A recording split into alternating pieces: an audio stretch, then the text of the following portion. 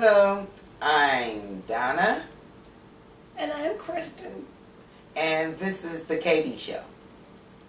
So today we're going to talk about mothers that get welfare, that don't work, and that teaches their children how to shake their butt all day long. Let's just say it like that.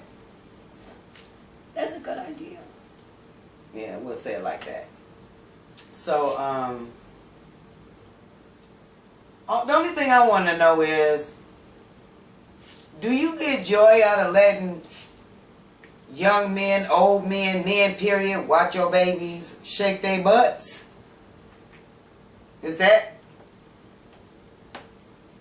do you get joy out of that?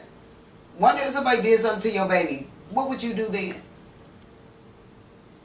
What would you do if somebody did that to your baby? If somebody did that to my baby, I would be so outraged. Completely outraged. But you know what? It's the mothers that's doing it. They teaching it to their kids. But I'm outraged. Tell them.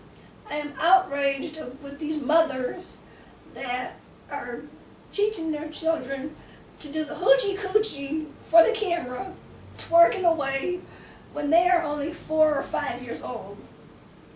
I am outraged. Dang, she's outraged. So, I know you guys don't care. I'm talking about the mothers, the stupid mothers with the babies that's twerking and you spending all of your social service check on you to get dressed up to go out on Fridays and your baby's looking like they're from third world countries. Get it together. I know mothers who work, got 2, 3 children, they taking care of their children. I mean, they doing it. I mean, they doing it big. But see, then we got lazy sisters. And you know what? You guys are lazy, and yeah, you all have a part in this. But you know what? I blame the older sisters like myself that don't want to sit down and tell y'all what's right. I blame your mothers, the ones that want to be your friends and not really tell you what the world is like. And now we got these generations of women on the welfare. And that's nothing to be proud of. That's not. Don't be proud of it. Whatever you do, don't be proud of it. You're going to be proud of it anyway. Because if you wasn't, you would be off of it. I know a family, 5 generations of women. 5 generations. So that's like within the span of 15 to 20 years apart. So that's like 100 years of their family under social services. What is that? Social service. I'm still outraged. You supposed to be. You supposed to be. Because I'm outraged too. And you know what? I wanted to make a joke about this. I really did. But when it comes to the children, there's nothing funny about abuse. There's nothing funny about that.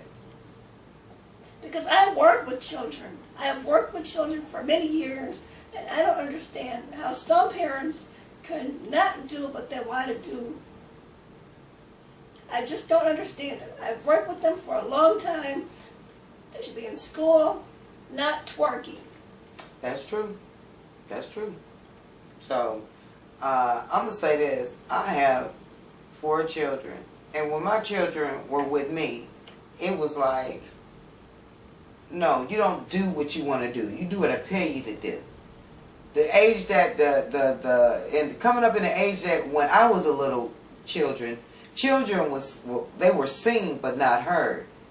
Nowadays, kids cuss their mamas out and their daddies out, and they got to make deals with the kids just to make them do housework. See, we got some punk ass parents. That's what it is. You know, Bernie Mac hit it right on the head when he said we got some punk ass parents. They let their kids run amok. Then when something happened to them, it's, oh, my baby. I don't have the heart to tell them that. You better, look, parents, wake up. Wake up.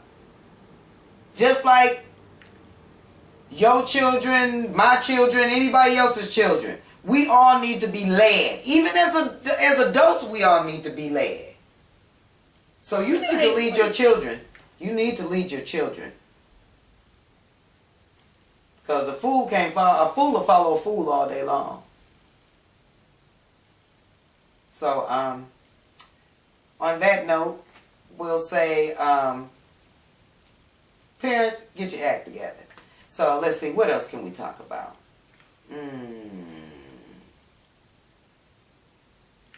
What else can we talk about? You know what? We could talk about Detroit and the emergency manager. And he's talking about Detroit is in more dire straits than he ever thought it was. And I'm really not understanding how could Detroit be in dire straits when everybody and their mama owe Detroit money? Why do we have an emergency manager when we can't even get our money? If we got our money, we wouldn't need an emergency manager. They cutting bus routes to people's jobs.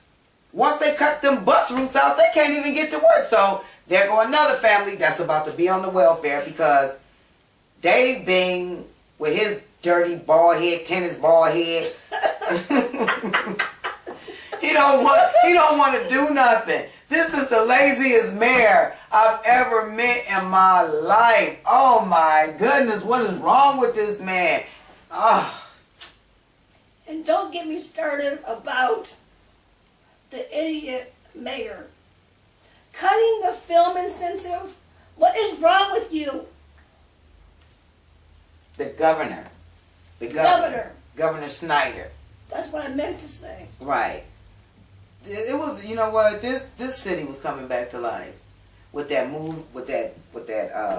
movie incentive. What was it? The film incentive. The film incentive. Yeah. There was a lot of people getting money. They was getting paid. People was going to work. There was people coming from other cities and states. You know, the hotel business was getting good money. Detroit was getting good money. Mm-hmm. And then Snyder was like, you know what? If we keep this up, we'll never get Detroit back. You know what I'm talking about.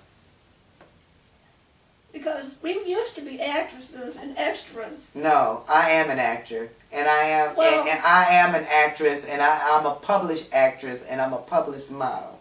I am also an actress. But I'm not getting work. I am an actress and I'm not getting work. That is because of Governor Snyder. I was an extra on movie sets, numerous ones. He rose the film tax incentive, and now I'm doing this to get the message out there.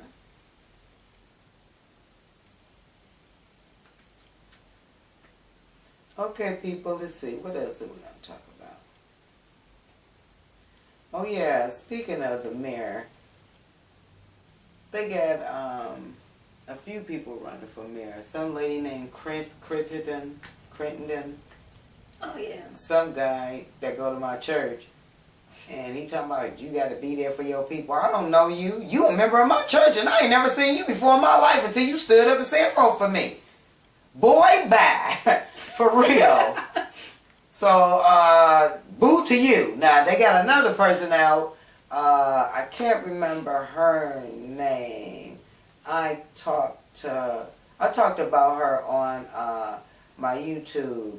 I think her name is, I can't remember her name. But when she had came to our church, and she was talking about she needed our votes, and what, as Detroiters, what didn't we like. And after service I told her I didn't like her disrupting church with her politics. So, this is another person. As soon as I get her name, her face, Lisa L. House. That was her name. And I'm going to say it like this. There's no way in the world, just say I was running for a councilman or whatever, which I would never do. I was running for somebody, and then I came to your church. Matter of fact, let me scratch that. Just say I was sitting in a pew and the pastor introduced me and told me to come up and speak. And I come up and I speak to you and I tell you what I'm all about and what I want to do for the city. Then at the end of that, I'll tell you I'm a member of your church. I'm a member in this church that you go to and you've never seen me before. Would you vote for me? There's a bunch of knuckleheads running for office, and I think we need to do some serious praying, because there's a lot of older people that vote, and they don't even know half of the new people that's on these ballots, and y'all asking them to vote for these new people that none of us really don't know nothing about, and it's either vote for them or whatever tomfoolery you already got in office. And it done got to the point now to where in some spots where you vote, the people that's been in there so long, they don't even have an opponent. They just rehire them. Even if they're doing a lousy job. I mean, I'm not understanding this. I'm really not understanding this at all. So, people, get out and vote. You know. Vote. Do something. It's crucial. It is. It's very crucial. It's very crucial. It's so easy for us to sit up and talk and pop our gums and run our mouths and say, you know, if it was me. Okay, well, it is you. I'm talking to you. I'm asking you to make a difference in your community. Make a difference in somebody's life. Do something unselfish. Think about somebody before you think about yourself. What about that? If we all took time out to at least look at the things that we have and ask ourselves, do we need all the stuff that we buy? Do we need all of the things that's in our house? Or are we hoarders? Or are we just want everything we see? But as soon as you see a homeless person on the street and they ask you, can you buy me a sandwich? Oh, I ain't even got it. And you'll walk right past them into a trinket store and spend $5 on something that you're going to throw up on your shelf and never probably even think about you again. So, you know, I'm just saying you guys need to wake up. Wake up. Wake up and smell the coffee. Yeah, smell Juan Valdez's asses. I mean the donkeys. Wake up, not just smell the coffee, maybe pour it over your neighbor's head. No, don't do that. Don't do that. We all for love. No, don't do that. Well, sometimes people need to wake up to know Yeah. what's going on. But it don't And take please, violence. Please vote. Yeah, Please we gotta vote. vote. We really gotta vote. Don't forget to vote. Because I think the problem with Governor Snyder is not everybody voted. And that's why we got Governor Snyder in there running everything for us in the film community. What do you think?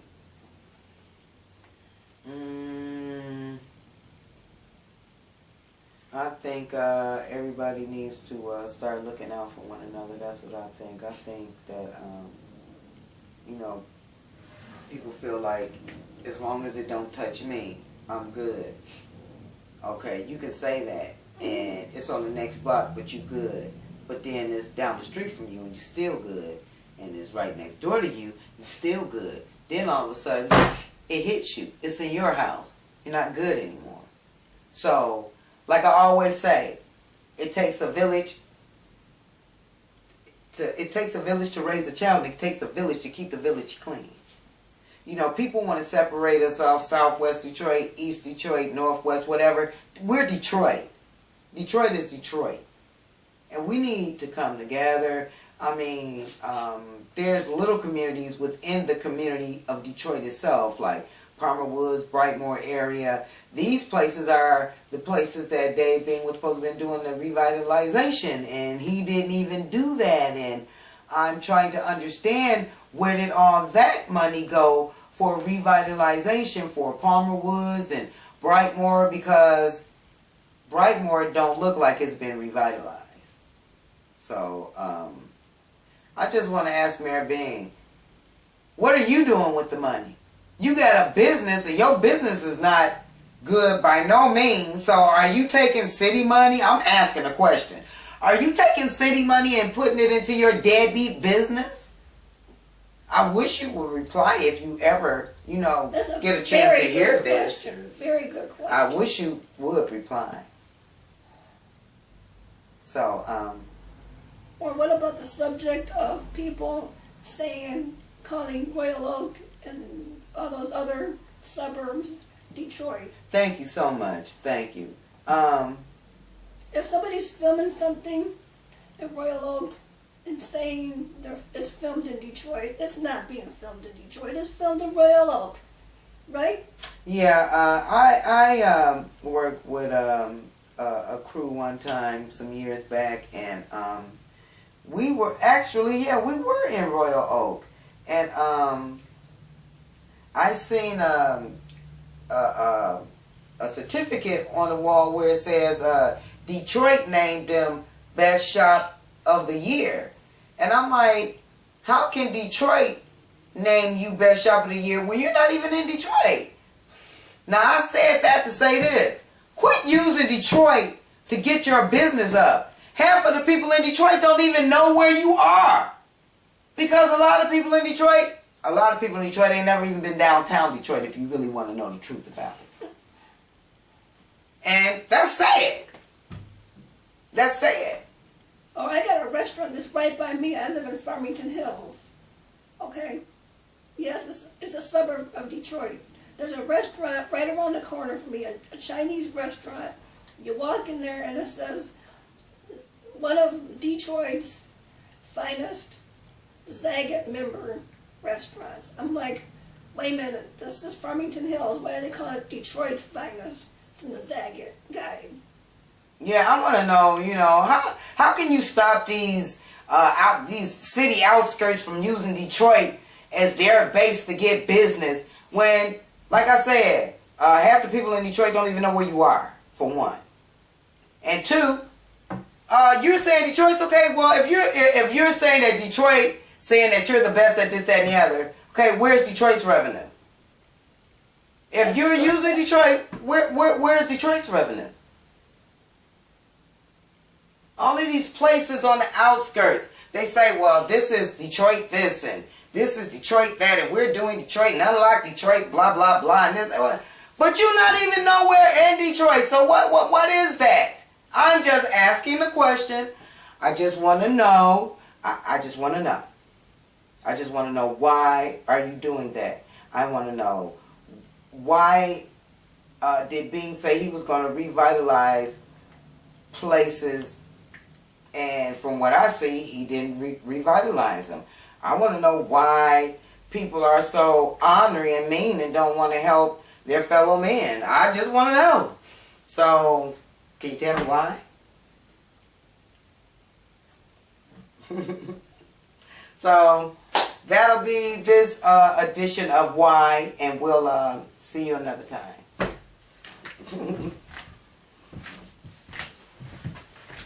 Good night and good luck.